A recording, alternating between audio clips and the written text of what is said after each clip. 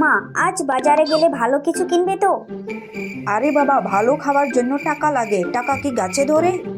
কিন্তু মা, গত মাসে আমাকে একটা চকলেট কিনে দিতে বলছিলাম, সেটাও দাওনি। তুমি চকলেট খেয়ে দাঁত নষ্ট করবে আর আমি দাঁতের ডাক্তার খুঁজে বেড়াবো? না না না, এসব হবে না, আমার পক্ষে সম্ভব নয়। তাহলে অন্তত একটা আইসক্রিম কিনে দাও। তোমার বাবাকে বলছিলাম বিয়ের সময় একটা ফ্রিজ কিনে দিতে, কিন্তু সে বলল ফ্রিজ লাগবে না, আমরা তো গ্রামের মানুষ। এখন দেখো, এক বোতল পানি ফ্রিজে রেখে বরফ করে চুষে খেলে আইসক্রিমের স্বাদই পাওয়া যায়। মা, এই গোপাল, 1 কেজি চাল কত? 50 টাকা কেজি বৌদি। কি 50 টাকা? গত বছর তো 48 টাকায় কিনেছিলাম, 2 টাকা বাড়লো কেন? বৌদি, এখন সব কিছুর দাম বাড়ছে। উফ, আমি জানি সব তোমাদের কারসাজি। শোনো, 48 টাকায় দিবে? দিলে দাও, না হলে আমি পাশের দোকানে যাচ্ছি। বৌদি, পাশের দোকানে 52 টাকা কেজি। ওহ, তাই নাকি? তাহলে তুমি কি 48 টাকায় দিবে? যাও, আমি আরো 1 টাকা বাড়িয়ে দেবো, 49 টাকা। আচ্ছা বৌদি, নিয়ে যান নিয়ে যান, আপনি আসলেই অনেক কিপটে গো। আরে সুমিত্রা, খাবার কোথায়?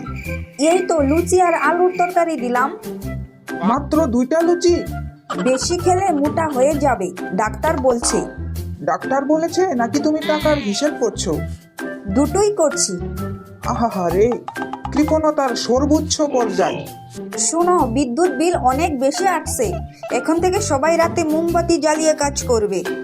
মা, 2025 সালে এসেও মোমবাতি? উফ, বুদ্ধিমান ছেলে, জানিস না মোবাইলের টর্চ লাইট দিয়েও তো কাজ চালানো যায়। তুমি তো পুরো মহাত্মা গান্ধীর মতো কথা বলছো। আহা, গান্ধীজি তো বলছিলেন স্বদেশী ভাবনা গ্রহণ করো। আমরা যদি কম বিদ্যুৎ ব্যবহার করি তাহলে দেশ উপকৃত হবে। মা, তুমি আসলে Guinness book of world record নাম লেখানোর মতো কৃপণ। দিদি, এই শাড়িটা ভালো মানের, মাত্র 1000 টাকা। কি 1000 টাকা? আমি বিয়েতে যা শাড়ি পরেছিলাম সেটা আজও চলছে। কিন্তু দিদি, নতুন স্টাইলের শাড়ি তো দরকার।